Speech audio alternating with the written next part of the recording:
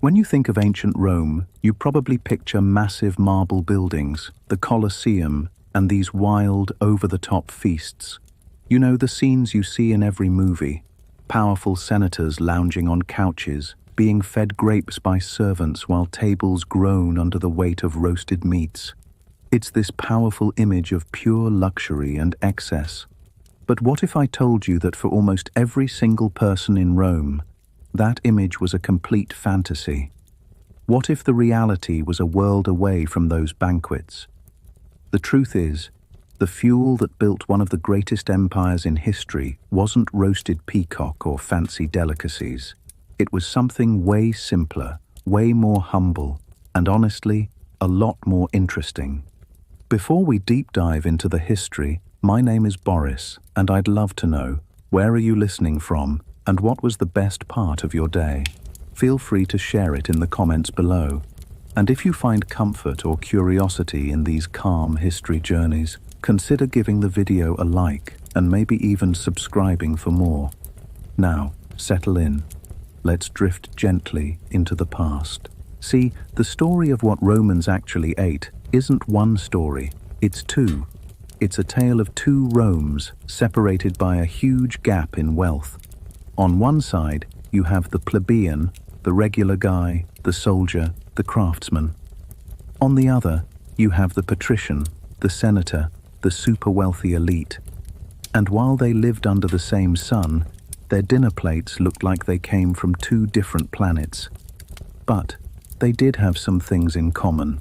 There were a few staples that tied the whole civilization together, from a slave all the way up to Caesar. So today, let's forget the Hollywood myths. We're going to peel back history and find out what was really on the Roman menu. We'll look at the staples everyone shared, and then we'll dive into the shocking, almost unbelievable differences between a regular person's dinner and the crazy extravagance of the super rich. What did the average Roman actually eat to get through the day? Well, the answer doesn't start with a feast. It starts with a simple bowl of porridge.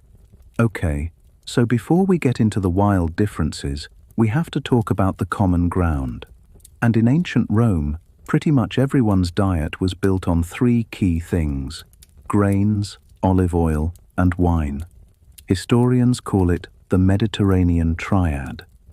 These were the pillars that provided the calories to build roads, conquer half the known world, and run an empire. But the most important of these, the undisputed king of the Roman plate, was grain. Specifically, wheat. For the Romans, grain wasn't just food, it was a weapon of politics and the bedrock of their entire society. Let's start with the most basic Roman dish of all time, pulse. Long before bread was everywhere, Romans ran on pulse, which was basically a thick porridge. Think of it like a Roman version of polenta or grits. In its simplest form, it was just crushed wheat or barley boiled with water and salt. For the poorest of the poor, this might be the only thing they ate for dinner, a hot, filling meal after a long day of work. But pulse was also a great way to show off how much money you had. A poor farmer would eat his pulse plain. A regular citizen might stir in some cheese, a little olive oil, or a few vegetables from their garden. The rich, though, they used pulse as a base for fancier stuff. They'd mix in eggs, honey, or even chopped up meat, turning this humble mush into a pretty fancy dish. So yeah, everyone ate pulse, but the kind of pulse you ate said everything about your spot in the social pecking order. As Rome got bigger and became an empire, bread, or panis, started to take over. And you really can't overstate how important bread was to the city of Rome. At its peak, Rome had 1 million people crammed into it, and there was no way they could grow enough food nearby. This led to one of the most incredible logistical operations in the ancient world, the cura annoni, or the grain dole. This was a huge government program that imported insane amounts of grain, mostly from places like Egypt and North Africa, just to feed the capital. Under the grain dole, hundreds of thousands of Roman citizens got a monthly ration of grain, at first for super cheap and later for free. The poet Juvenal famously joked that the Roman people only cared about two things: bread and circuses, panem et circens. And he wasn't wrong. A steady supply of free bread was key to keeping the peace and stopping riots. And just like with Poles, the bread you ate was a status symbol. The best stuff was panis albus, a fluffy white bread made from finely sifted flour that only the rich could afford. A regular person ate panis secundarius, a kind of wholemeal bread.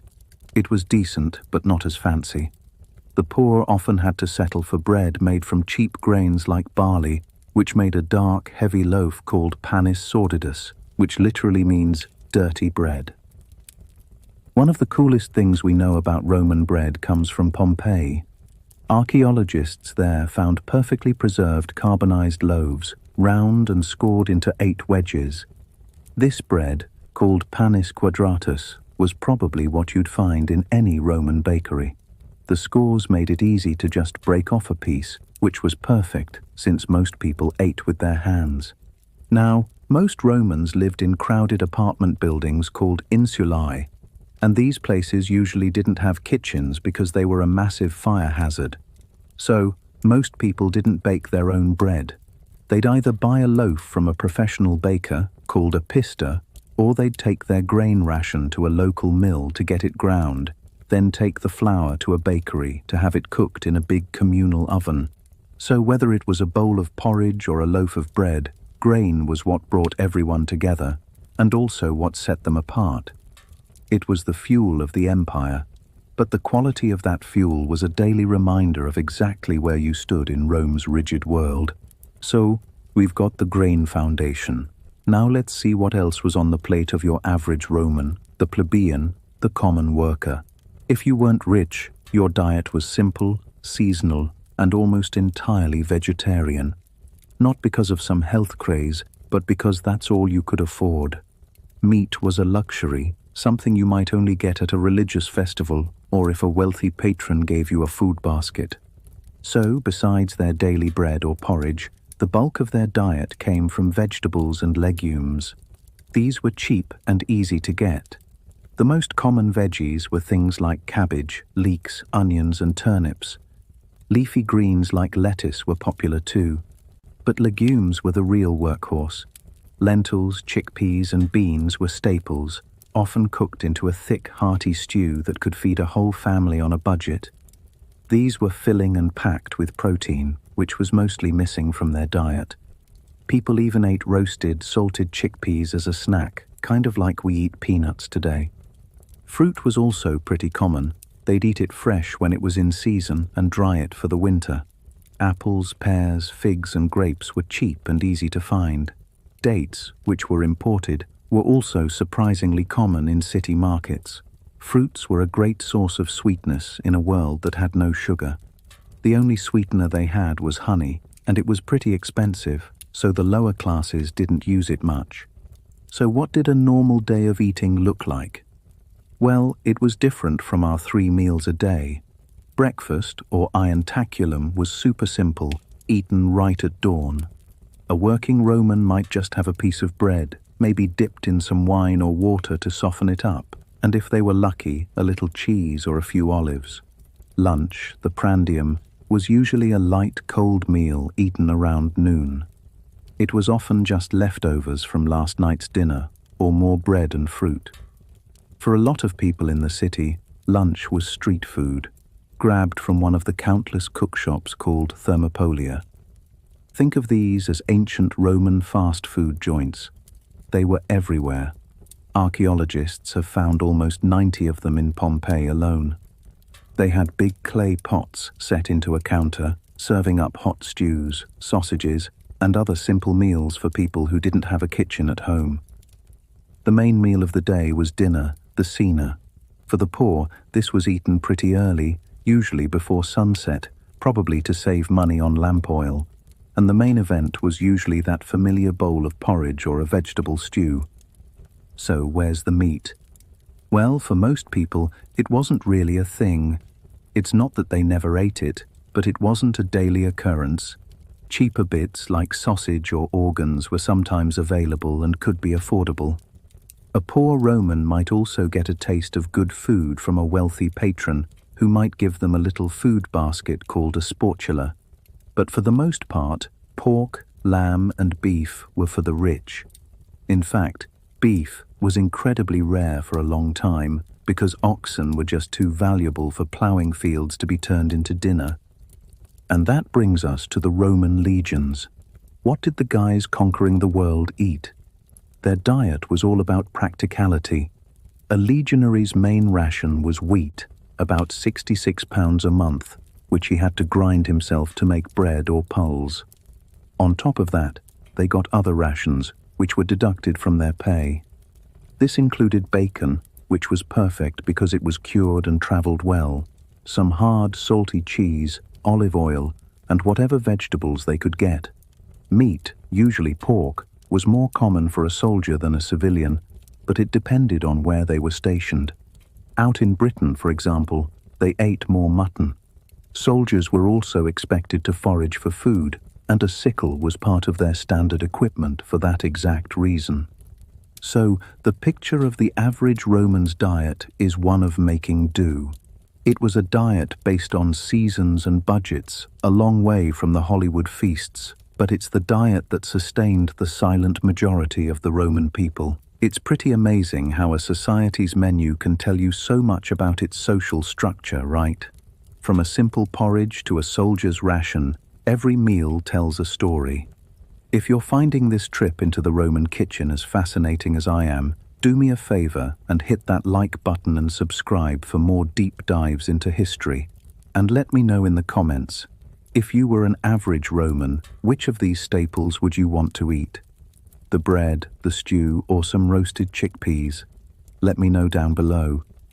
All right, now let's cross the street and see how the other half lived. Okay, so now we leave the world of simple stews and dark bread and step into the dining rooms, the triclinia, of the Roman elite. And here, food wasn't just about survival, it was theatre. It was about showing off your power, your wealth, and just how far the Roman Empire reached. For the rich, the evening meal, the cena, was a massive social event called a convivium, or banquet. It could go on for hours, with entertainment, endless wine, and course after course of absolutely mind-blowing food. While a poor Roman ate to live, a rich Roman lived to eat, and the dishes they served were designed to shock and impress. A formal dinner usually had 3 parts. It started with appetizers, the gustatio, which could be stuff like eggs, olives, salads, and shellfish. Then came the main event, the primae mensae, which was a series of main courses featuring the most extravagant meats and fish you can imagine.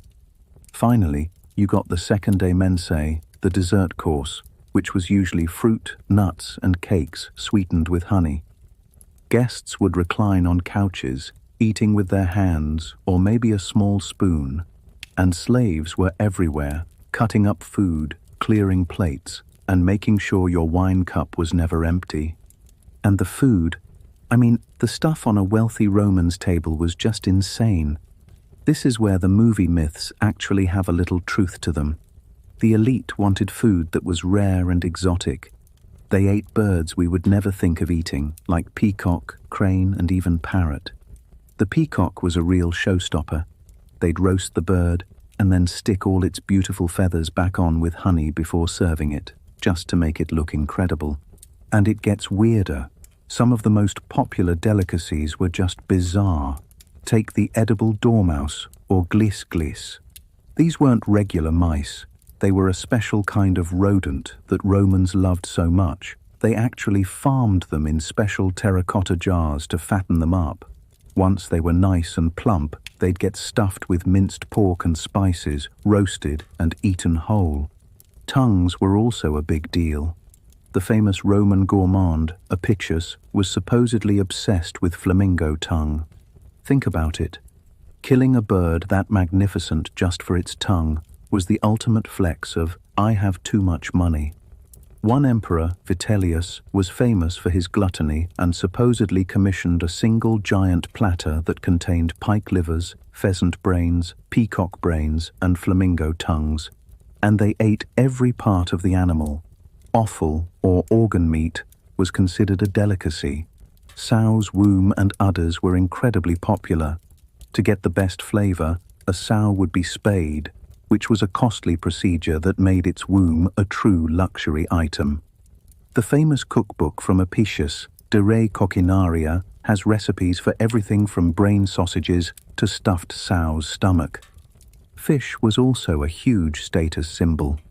While a poor person might get some salted fish, the rich were dining on fresh, expensive kinds. Red mullet was a favorite, and a single large one could sell for several times the annual salary of a normal person. Rich Romans who had villas by the sea even built their own elaborate fish ponds, or piscinae, to raise their own fresh fish. All of this was possible because of the empire's massive trade network. Spices, which were crucial to rich Roman cooking, were imported from the farthest corners of the world at huge expense. Pepper from India, ginger, cloves, nutmeg. These were the flavors of wealth, and the flavor profile of their food was intense, often mixing sweet, savory, and sour all in one dish. It was actually closer to modern Middle Eastern food than it is to Italian. They used honey in everything, not just desserts but savory sauces too. So, while the plebeian was filling up on bean stew, the patrician was dining on stuffed dormice and peacock. This wasn't just about taste. It was a deliberate culinary statement about the massive social and economic canyon that defined Roman society. Just like with food, what a Roman drank was a clear sign of their social status.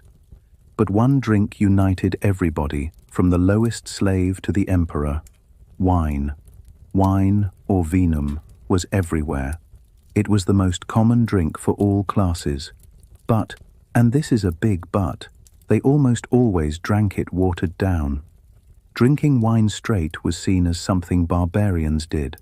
The ratio of water to wine changed, but drinking it pure was a major social faux pas. Of course, the quality of the wine was all over the place. The rich drank fine, aged wines from famous regions, like the legendary Falernian wine. They would also mix their wine with honey to make a drink called mulsum, or add spices to it to make a warm, spiced wine called calder. The common folk, on the other hand, drank cheap, rough wine. And for the poorest of the poor, and for slaves, even that was a luxury. Their everyday drink was often something called posca. Posca was basically a sports drink made by mixing water with sour wine, so wine vinegar. It was cheap, it was sour, and the acid from the vinegar killed bacteria in the water, making it safer to drink. More than anything, posca was the drink of the Roman soldier. It was a standard part of their rations. It kept them hydrated and gave them a few extra calories. It was so tied to military life that generals and emperors would sometimes drink posca in front of their troops to show that they were one of them. Both Cato the Elder and the Emperor Hadrian were said to have drunk posca with their soldiers. So what about other drinks? Water was available, of course, thanks to Rome's famous aqueducts. But people were still worried about how clean it was, which is another reason they were always adding wine or vinegar to it. And surprisingly, adults didn't really drink milk. They thought it was a bit childish or something only farmers did. They used milk, mostly from goats or sheep, to make cheese or for cooking, but they weren't drinking it by the glass. So, from the fine spiced wines at a senator's banquet to the sour posca of a soldier on the frontier, what the Romans drank tells the exact same story as their food. A shared foundation, but where quality and variety were a constant, powerful reminder of your place in the world. There is one part of Roman food that needs its own section. It was an ingredient that was so common, so essential, and so completely weird to us that it perfectly captures the unique taste of the ancient Roman world. It was on almost every table, from the grimiest tavern to the fanciest palace.